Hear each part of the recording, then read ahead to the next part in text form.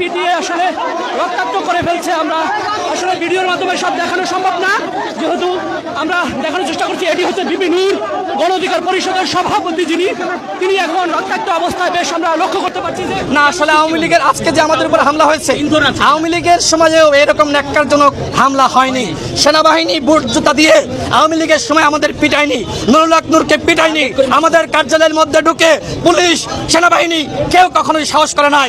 আজকে আমাদের কার্যালয়ের মধ্যে সেনাবাহিনী পুলিশ বাহিনী ঢুকেছে, আমাদেরকে বুট জুতা দিয়ে পিটিয়েছে, পালাইছে এবং লাঠি দিয়ে আমাদেরকে ব্যাপকভাবে আহত করেছে। নুরুল হক নূরের নাক ফেটে গেছে, তার চোখে আঘাত লেগেছে, তার বুকে আঘাত লেগেছে, তার মাথা ফেটে গেছে। তিনি এখন মুমূর্ষু অবস্থায়, তিনি বাঁচবেন কি মারা যাবেন আমি জানি না। তার এই মুহূর্তে খেঁচুনি ওঠা শুরু হয়েছে, যে কারণে ইসলামী ব্যাংক হাসপাতাল থেকে তাকে ঢাকা মেডিকেলে নিয়ে যাওয়া হয়েছে। আমরাও এখন ঢাকা মেডিকেলে যাচ্ছি এবং আমরা স্পষ্টভাবে বলতে চাই, আজকের ঘটনায় পুলিশ বলেন, সেনাবাহিনী বলেন, যারা জড়িত, যারা আমাদের উপর হামলা করেছে, তার স্পষ্ট ভিডিও ফুটেজ রয়েছে। এই হামলাকারীদের চিহ্নিত করে অবশ্যই শাস্তির মুখোমুখি করতে হবে।